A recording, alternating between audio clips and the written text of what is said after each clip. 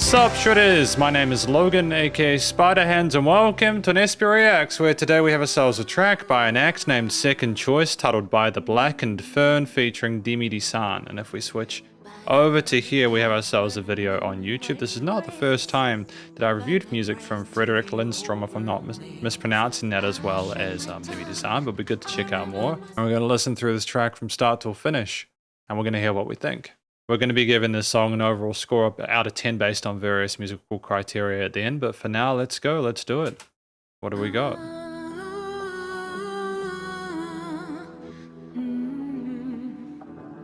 I like that major turn there. By the thorny path where the moonlight frays, I bind my breath to the old world names. I shut my tongue, I ran on my sleeve. Every promise learned what it means to bleed. Hear the bells in the barrel ring. Hear the ravens remember me. Oh, sing me home through the blackened fern where the candles burn and the circles burn. I am not lost, I am not free. I walk with what was left of me.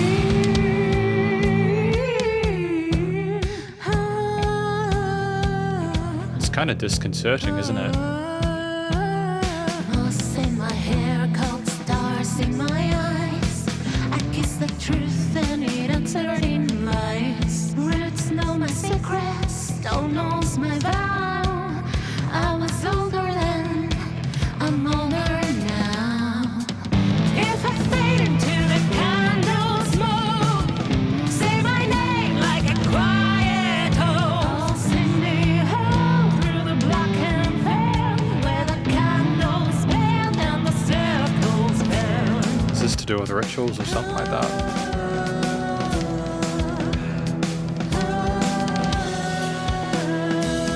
Dust inside the golden thread. What is lit is never dead. Turn the key, but don't look back. The dark knows where to place me. Sing me home, don't save our sin. The earth remembers where I've been. If I fall into the old decree, make the night make room for me. Hush now, hush the spell we've heard.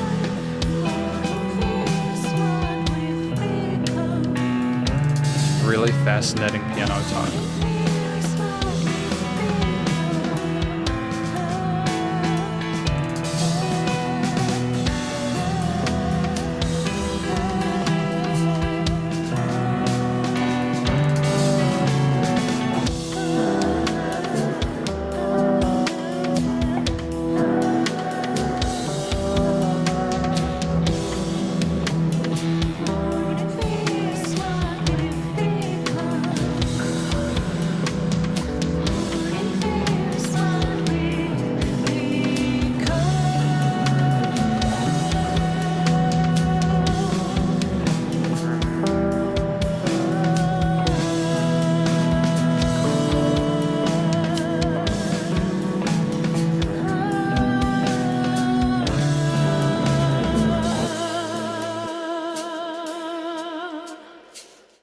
This is a really fascinating piece. I'm not quite sure how to pace it at this point, but we're going to talk about it more in the conclusion.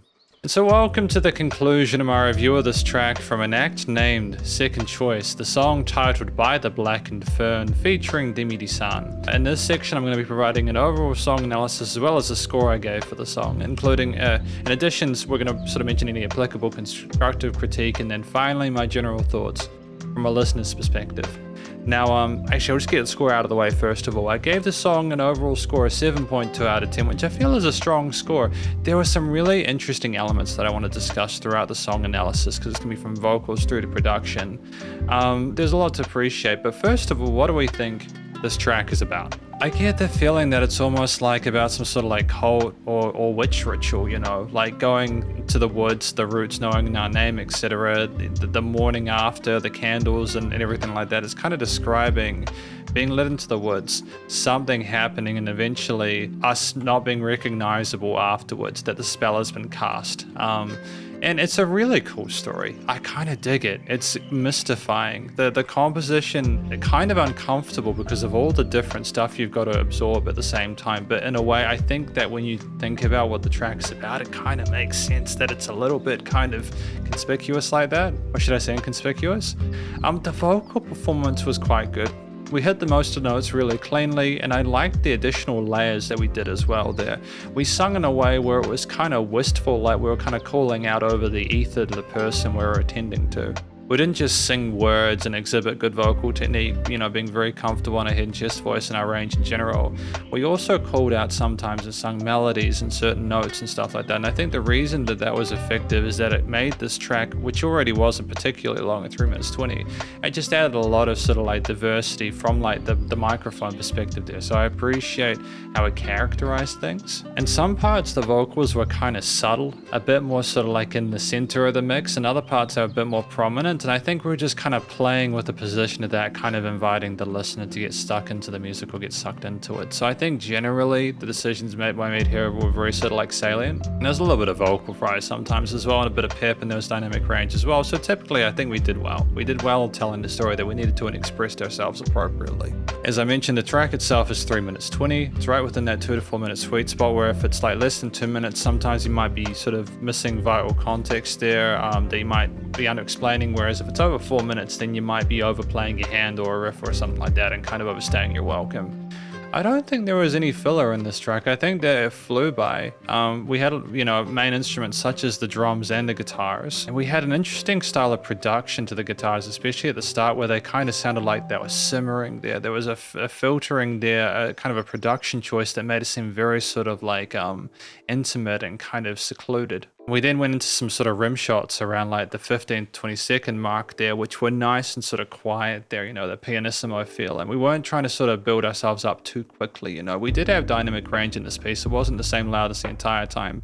Just knowing not to go over the entire kit at once and maybe start a bit more sort of subtly can be a really sort of sensible idea, especially when we're introducing stuff slowly. There's a really kind of filthy guitar tone around that 35-second point there, which just, it reeks of like malice. It's kind of very aggressive, and it's a bit more sort of bombastic than I would have necessarily expected it to have been, but I kind of appreciate how forward it is at the same time. It's unapologetic, and the power chord elements and the little slides and stuff we do there kind of take control of the situation. But they're so fuzzy at the same time that they don't have a lot of body to them.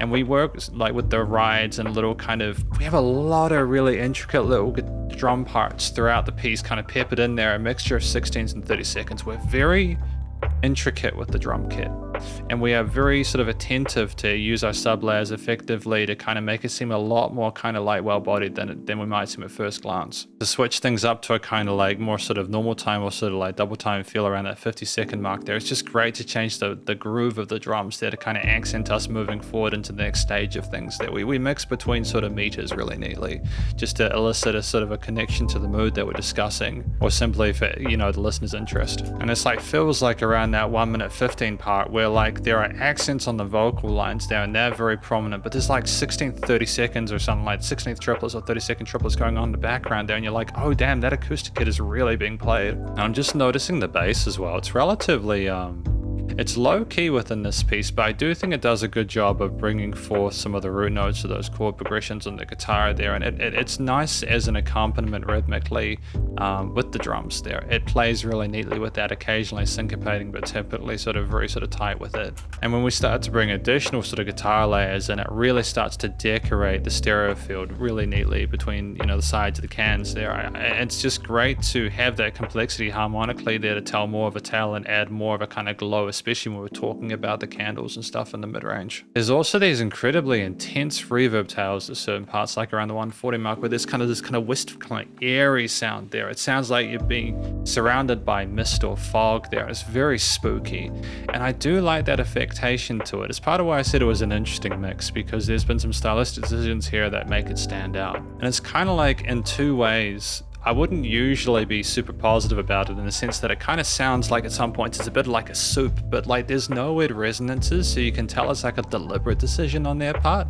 But that also comes down to how things are layered compositionally. To have the piano come in there and add a bit more sort of body to the right hands there, you know, some mild accents there, working either fifths or octaves is sensible, because it effectively adds a bit more kind of high range shimmer and sheen to it, whilst also sounding kind of dire with the minor orients of those, you know, those parts. And there's like a really kind of twisted sort of tone to the keys as well. They just sound like they're kind of mutated or kind of like modulated. They're that wow, wow, wow, wow, like they've been through the tape machine a few times. It's a very kind of sinister effect to it.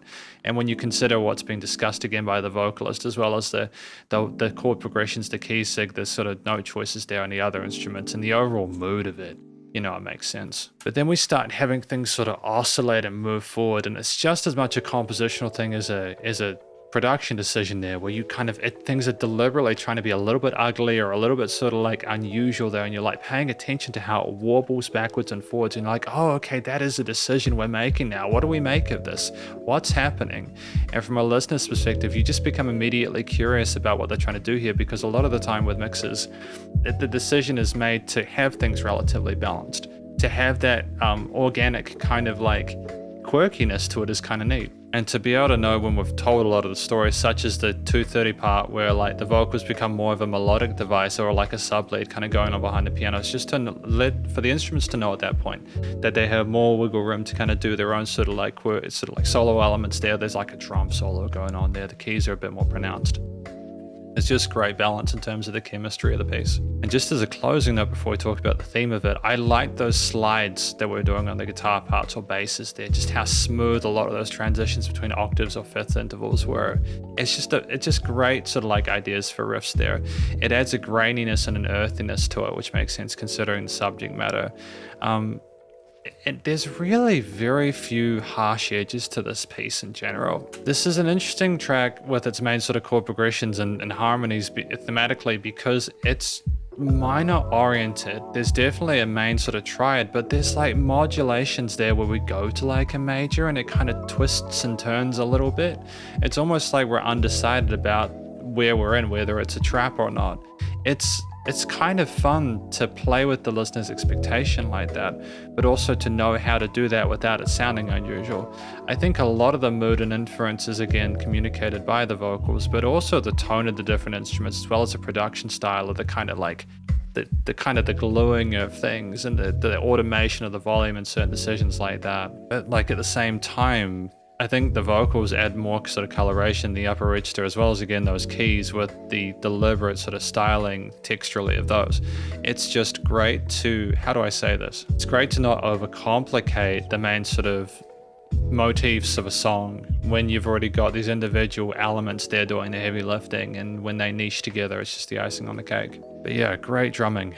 I love a lot of those ghost notes and sort of really kind of really technically proficient sort of passages there, again with those 16th and 32nds. They're very, very good.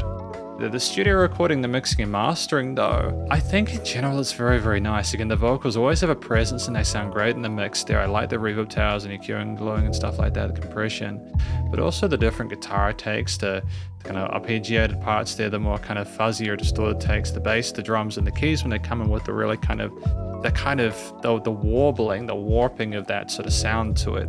There are some, again, production-wise, we've made clear intent that we want to get these sounds as close to making sense with the subject matter as possible. I've said that a few times now, so I'll try not to reiterate on that, but there is dynamic range. It's nice and loud without pumping, so the bus compression, limiting is handled, and I just think it was a really well-performed performance without a note out of place there. It's just great to hear people playing their music, man. It's great to hear people playing tunes. There's no applicable constructive critique for me. I mean, initially I wasn't sure about the overall tightness of the elements and how glued the mix was, but I think in general, once I understood the tracks kind of ending there, it made more sense to me. I think we might have even been using some sort of brushes on the drum kit as well. That you can hear some brushes just on that outro part there with the vocals echoing out.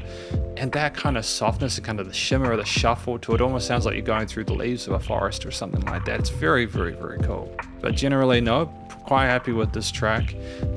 From a general listener's perspective, I think is an isolated concept that works very well. There's a sense of sophistication with the lyrics and what the track is about. I think that we create an aesthetic or an atmosphere within the piece that is both interesting to listen to and groove along to, but also is well connected. Yeah, I do just like listening to music where we go outside a lot of the more common tropes and explore, especially when you try to do something sort of unique with all the individual facets of a song writing production, you know, not just from vocals, but also the production, as I mentioned. But a very, very positive review, effectively, from me of this track from an excellent second choice, titled by the Blackened Fern, featuring Dimi De San, and hopefully you enjoyed it. And if you did, please do go show them some love via their various social medias and the YouTube page, and stay cool and stay safe, and please remember to support your local musicians and artists at this point in time, as they need the help more than ever with all the crazy stuff going on in the world. And I'll catch you in the next SP Reacts. Spiderhands out.